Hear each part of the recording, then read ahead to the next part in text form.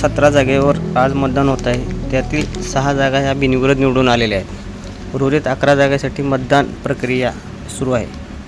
त्यात लोहारा येथील महाविकास आघाडी आणि महायुती यांच्या वतीने सांगण्यात येत आहे की आमचा उमेदवार विजयी होणार।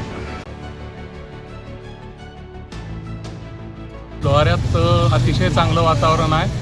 महायुतीचे आमचे उमेदवार आदरणीय बसवराजी पाटील साहेब यांचा विजय हा जवळपास निश्चितच आहे। त्या अनुषंगानं मतदान सुरू आहे। आत्तापर्यंत 3 मतदान झालेलं आहे। एकूण 24 मतदान आहे लोहारा तालुक्यातून। 4 जिल्हा परिषद, 1 पंचायत समिती आणि 19 नगरपंचायत।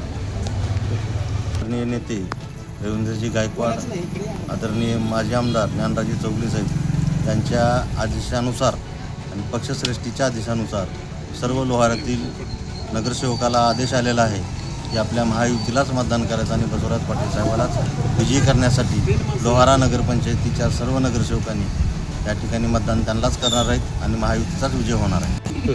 धाराशिव, लातूर, बीड स्थानिक स्वराज मतदारसंघातील महायुतीचे अधिकृत उमेदवार आदरणीय बसवराजी पाटील साहेब यांचा विजय हा 100% आहे।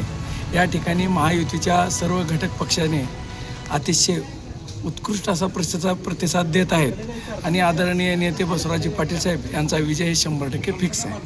परिषद निवडणूक धाराशिव, लातूर आणि बीड या अनुषंगाने ही निवडणूक चालू आहे। आमचे महाविकास आघाडीचे उमेदवार महेशजी देशमुख आहेत आणि मतदाराचं काय सांगता येत नाही, मध्ये जाऊन काय करतील ते ऐन वेळेस चमत्कारही घडू शकतो आणि आमचा उमेदवार निश्चितपणाने निवडून येऊ शकतो।